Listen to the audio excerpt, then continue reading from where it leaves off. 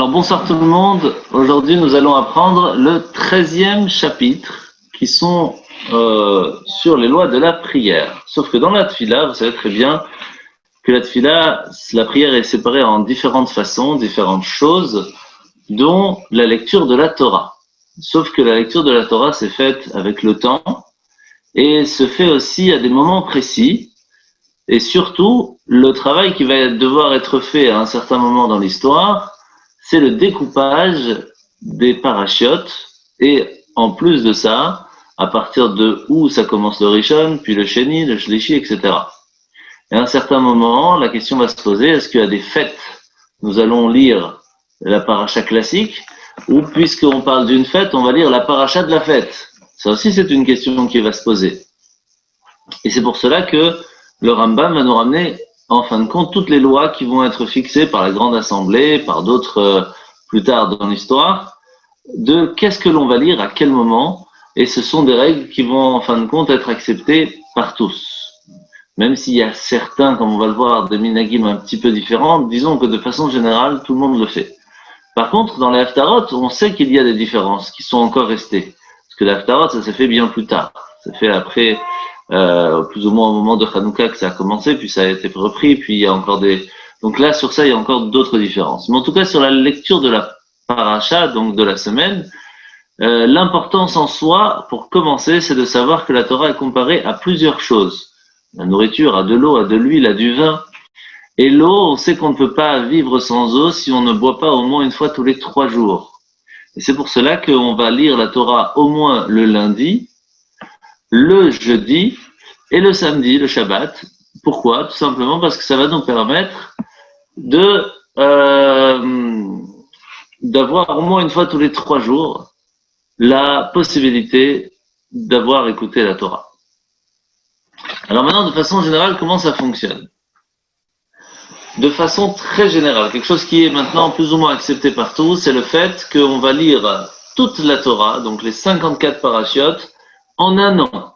On va les commencer juste après la fête de Sukkot, à Simchat Torah plus exactement, et on va la recommencer à ce moment-là. Donc il faut qu'en un an on ait fait le tour, en sachant qu'il y a des minagim qui va le faire en 3 ans. Mais ce n'est pas une coutume qui est gardée, et encore moins répandue. Après, il faut savoir qu'il y a certaines choses, comme Ezra par exemple, qui a demandé, qui a fixé le fait qu'il faut lire les bénédictions inverses, entre guillemets, puisque c'est quand on les lit, ça paraît des malédictions, avant Shavuot, d'autres qu'on va lire avant Rosh Hashanah, comme on l'a fait il y a quelques semaines, et c'est quelque chose qui est important de faire. Même chose que... Pardon? Donc je continue. Donc le fait aussi de lire toujours la paracha Bamidbar avant la fête de Shavuot, c'est quelque chose de très important, au point que on va même des fois changer la façon comment on lit la paracha et on va coller deux en même temps pour rattraper et inversement, à savoir qu'il y a des années où il y aura un souci en Eretz Israël et ils vont lire juste Nassau le Shabbat juste avant Shavuot. Mais c'est très rare, mais ça arrive. Il y a aussi la paracha de Tzav et Aaron qu'on va lire juste avant Pessah. Et comme vous savez, il y a d'autres choses, comme par exemple les 4 parachiotes qu'on va lire entre Purim et Pessah, etc., etc. Alors, d'abord, il faut savoir comment ça fonctionne. Shabbat et la semaine, ce n'est pas la même chose. La semaine, on va lire le Rishon, donc la première partie, que l'on va couper en 3. Par contre, Shabbat, on va lire les 7, donc toute la paracha ensemble, sauf le maftir qui va être une répétition du Shvi'i, de la 7e partie. Par contre, il faut savoir qu'on a une autre lecture, c'est celle de Mincha.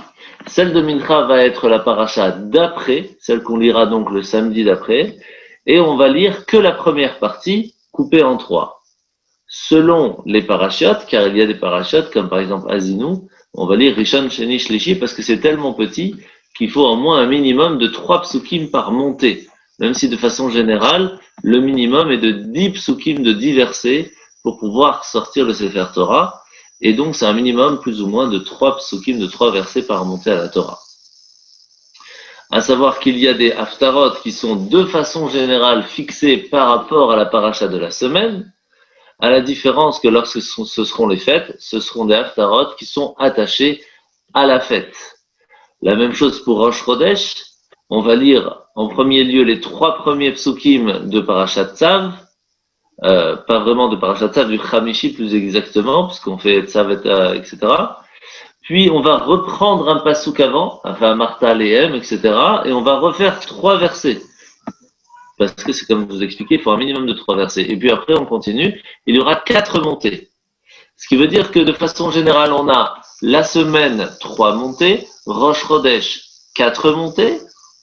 Par contre, si c'est un jour de fête, on aura 5 montées. Si c'est le jour de Yom Kippour, 6 montées. Et lorsque c'est Shabbat, il y en aura 7 plus le maftir. Ça, c'est comme ça que ça fonctionne de façon générale. Maintenant, il faut savoir que des fois, il peut arriver à ce qu'on ait à sortir 2 Sefer Torah.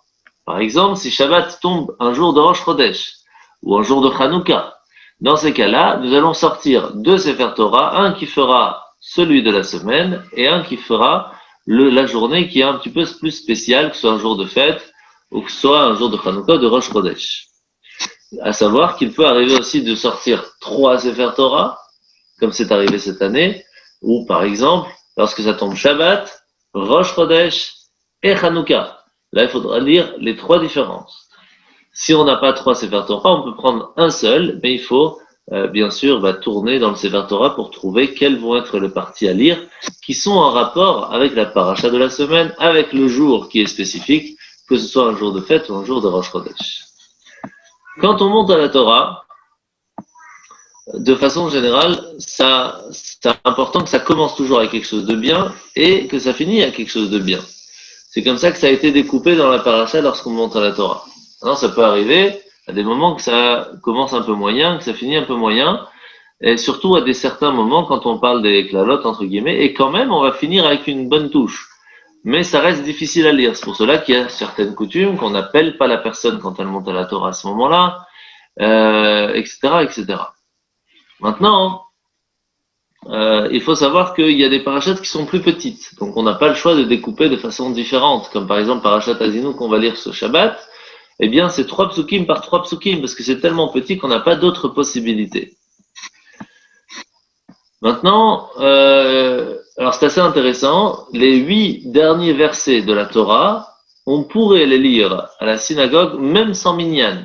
Pourquoi? Parce que de façon générale, tout ce que Moshe a écrit, il l'a écrit alors qu'il était entre guillemets vivant, alors que les 8 derniers psukim parlent d'après sa disparition physique.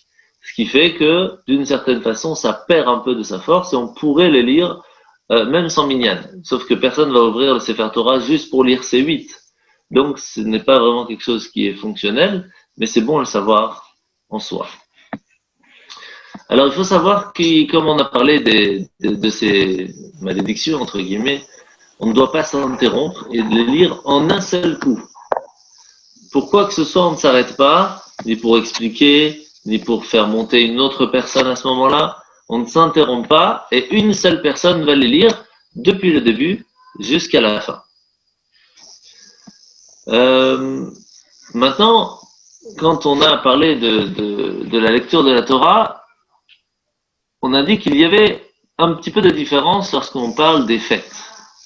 Et oui, parce que lorsqu'on arrive aux fêtes, on ne va pas lire la paracha de la semaine, mais plutôt des choses qui sont en rapport avec la fête. Par exemple, on arrive à Pessah, on va lire bien sûr la partie de l'ouverture de la mer Rouge plus tard. On va parler dans la Haftara des choses qui parlent aussi de la sortie d'Égypte, des choses qui ont un rapport avec la sortie d'Égypte, comme la Haftara qui va parler du roi Josias, etc.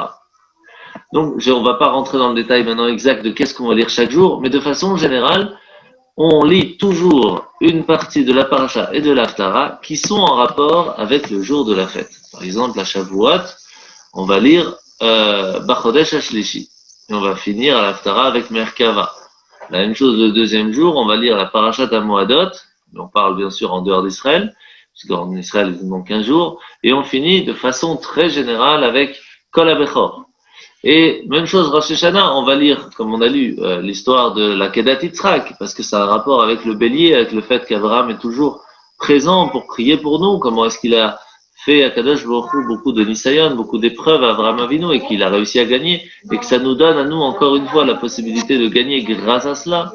À Yom Kippour, vous allez voir qu'on va lire deux différentes parachutes, celle du matin qui est parachat Acharemot, puisqu'on parle des Kohanim, après la disparition des enfants de Aaron Cohen, où il faut se sentir triste pour cela.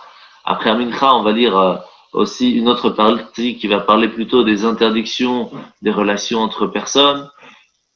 Tout ça pour vraiment travailler à ce que la personne se rende compte de ses actes et fasse teshuva. Et bien sûr, avec la haftara très connue de Yona, lorsqu'il sera dans la baleine, le fait qu'il va demander pardon, le fait qu'il va aller dans la ville, qu'il va leur dire attention, si vous faites pas teshuva, ça va pas aller pour vous. Et on voit qu'en fin de compte, la teshuva a eu un impact, même pour des personnes qui ne sont pas de la communauté.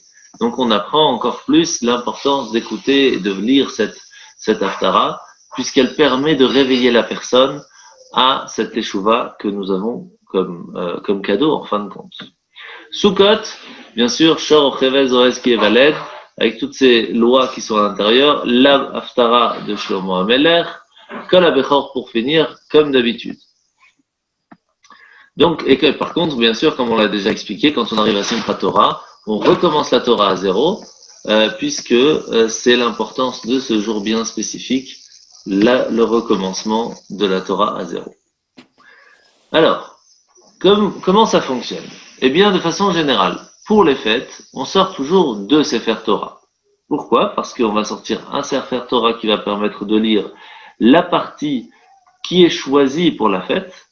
Par contre, le deuxième Sefer Torah sera le Maftir, où on va lire à l'intérieur les parties qui sont en rapport avec le sacrifice de la fête qui était donné au temple, qui est important à rappeler pour que chacun se rappelle qu'en fin de compte, on ne peut être heureux tant qu'on n'a pas le Beth Amikdash, et on le rappelle en faisant cette lecture. Donc, chaque jour, il faudra faire attention à vérifier quel Sefer Torah nous allons sortir, le préparer, etc.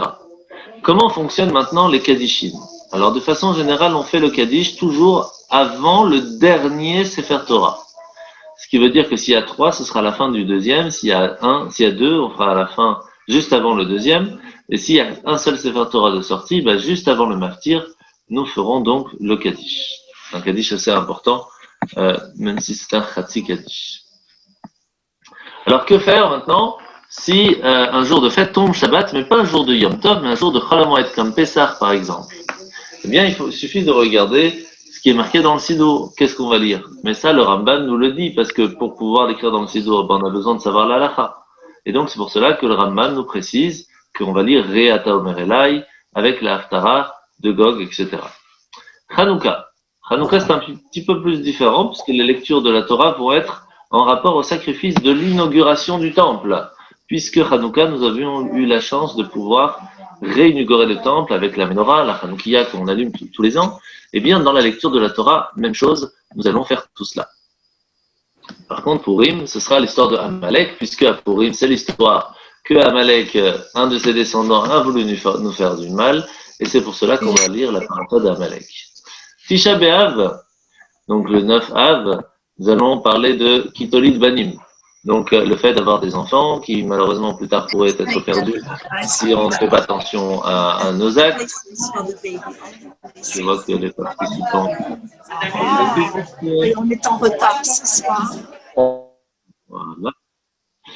Donc, le fait aussi que c'est un jour de jeûne, à Mincha, nous referons une lecture de la Torah qui est classique et finit avec une haftara. De façon générale, lorsqu'il y a un jour de jeûne, il y a une haftara qui sera dit et lue à Mincha. Par contre, à savoir, on ne peut monter à la Torah le jour de jeûne que si on a jeûné. Ce qui fait que si vous arrivez à la synagogue et qu'on vous demande si on veut monter, si vous savez que vous avez mangé pendant cette journée-là, vous ne pouvez pas monter à la Torah. Alors, de façon générale, ça fait pas si longtemps, puisque nous sommes entre Rosh Hashanah et Kippour, il y a des haftarot aussi qui sont spécifiques à l'avant Tisha B'Av, l'avant moment si dur de la destruction du temple, et après avec la préparation de Rosh Hashanah. Avant, c'est vraiment des haftarot qui vont nous faire peur, qui vont nous rappeler que nous sommes dans les 3 semaines, dans des moments difficiles. Par contre, après Tisha B'Av, ce sont des haftarot qui vont nous consoler, Nachamu, Nachamu Ami, etc., pour nous consoler de la destruction du temple et nous préparer en même temps à la fête de Rosh Hashanah. Alors, que faire maintenant entre Rosh Hashanah et Kippour? Eh bien, vous allez voir, on va lire une haftara assez intéressante, celle de Shuvah Israël, puisque ce Shabbat s'appelle Shabbat Shuvah, le Shabbat du retour, puisque nous sommes dans les 10 jours de pénitence de Teshuvah, nous avons la possibilité de nous rattraper. Si Rosh Chodesh Adar tombe un Shabbat, on va lire la paracha de Shkalim. Vous vous rappelez qu'on a parlé qu'il y a différentes parachutes qui sont spécifiques, qu'on va lire entre Purim et Pessah. Donc il y a parachat Shkalim, il y a parachat HaChodesh, etc., etc. Bien sûr avec la lecture de Amalek que l'on va lire et qui est extrêmement importante, parachat Zachor et parachat de la vache rousse, qu'on va relire encore à Purim parce que c'est tellement important de lire la parachat Zachor que c'est vraiment la seule, entre guillemets, que la Torah nous demande de venir écouter. À la différence que les autres sont les Chachamim, les sages qui ont institué la lecture de la Torah. Mais celle de Amalek, celle de Zachor et Amalek, ça c'est vraiment quelque chose de la Torah, d'où l'importance de le lire. En tout, on va le lire 3 fois dans l'année, comme un peu toutes les parties très importantes de la Torah. Les 10 commandements, ce sera 3 fois. Une fois Yitro, une fois Vaïtranan, une fois à Shavuot. Même chose pour Amalek. On va le lire 3 fois. Une fois dans la paracha, une fois dans l'autre paracha, puisqu'il y en a 2, et une fois à Purim. Alors, maintenant, il faut savoir qu'il y a des fois des pauses des interruptions entre le premier et le second Shabbat, entre le second et le troisième, et des fois même 2 interruptions. Eh bien, c'est pour cela qu'on doit faire attention comment on va faire ça, comment on va gérer, d'où l'importance du calendrier qui est fixé pour savoir comment et quel paracha lire. Et étant donné que cela peut arriver qu'en Israël, eh bien, il y a un jour de fête, on peut arriver à un certain moment que le Shabbat va être un jour de Shabbat normal en Israël, alors que chez nous, ce sera un jour de fête, donc on ne va pas lire la paracha, on sera donc en retard, on va donc devoir rattraper tout cela. Alors, quand Rosh Chodesh, dans ça on a dit, si Rosh Chodesh tombe, le Rosh Chodesh Adar, Rosh Chodesh Nissan, etc., il peut arriver, comme on a expliqué, de sortir 3 Sefarim, quand on va lire Parashat HaChodesh, Parashat de Rosh Chodesh et Parashat de la semaine, comme c'est arrivé cette année, puisque il y a cette mitzvah de lire la Parashat HaChodesh, je vais expliquer, c'est le fait de la mitzvah de fixer le calendrier, fixer le moment où la lune est sortie, c'est une mitzvah en soi qui est très importante et dont on a donc une paracha spécifique pour cela l'on va lire le Rosh Chodesh du mois de Nissan, en tout cas le Shabbat qui est juste avant. Et si ça tombe pile Rosh Chodesh, eh bien nous allons lire la paracha classique, la paracha de Rosh Chodesh, plus encore cette paracha-là, donc prévoir 3 Sefer Torah. Rosh Chodesh Tevet pourrait aussi tomber le jour du Shabbat. Là aussi, on va sortir 3 Sfarim. Donc, le premier, Shabbat normal, le deuxième, de Rosh Chodesh, et le troisième, celui de Hanouka, comme on en a parlé déjà. Alors, à savoir que même si on écoute la Sefer Torah toutes les semaines, il y a cette mitzvah de lire chaque vendredi. Si vous n'avez pas fini, vous avez encore le Shabbat pour le faire, ce qu'on appelle le Shnei Mikra Vechat Targum. Alors, c'est 2 fois chaque verset de la Torah, de la paracha, de la semaine, plus une traduction. De façon générale, on lit la traduction de Onkelos. C'est quelque chose de très important parce que cela amène énormément de bénédictions pour soi-même, pour sa famille, jusqu'à beaucoup de générations, d'où l'importance de le faire.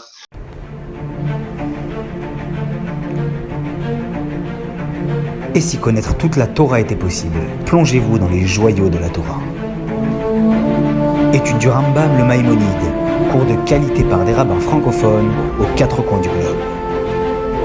Un chapitre chaque jour, à raison de 20 minutes, pour finir en moins de 3 ans l'apprentissage de la Torah. Relevez le challenge, tous les soirs en direct à 20h30 ou 21h30 heure israélienne. Nos cours sont accessibles à tout moment. YouTube, Facebook et sur notre site torah24.com.